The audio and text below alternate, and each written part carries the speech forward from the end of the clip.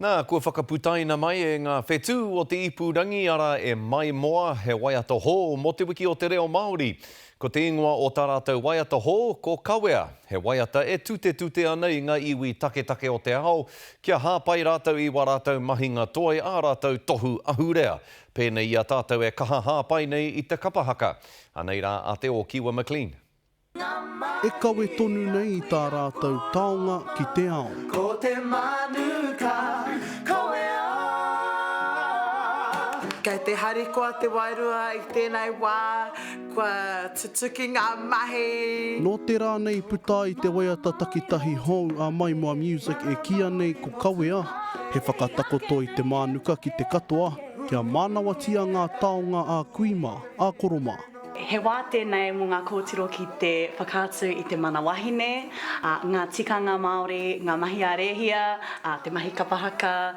Ki au nei, he whakaputa i ngā mahi katoa o te ao Māori. Ko tā māta he wero atu, anei hoki te mānuka ki ngā iwi take o te ao. Kei a koutou tonu te tikanga, hikina, kawea.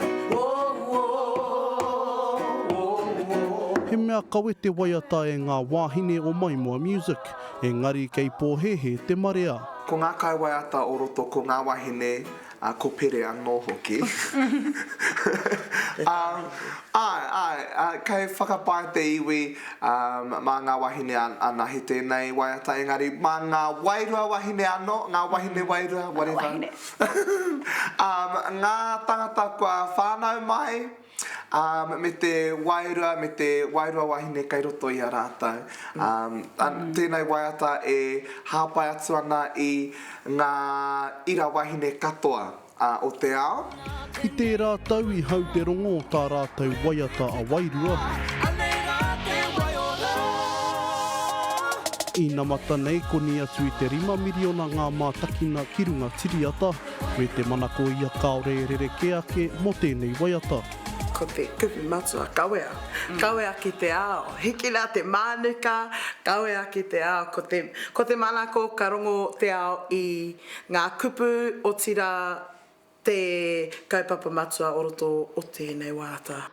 Kei ngā pai o Spotify, iTunes me Google Play te waiata e iri ana, engari ko te uru paunamu nui he aha nō ka mahuta i te pai.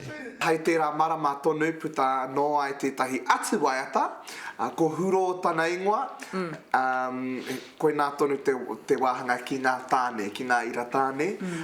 Me te tūmanako ia, ka puta tētahi waiata ā whānau, ā kapa hei te noema.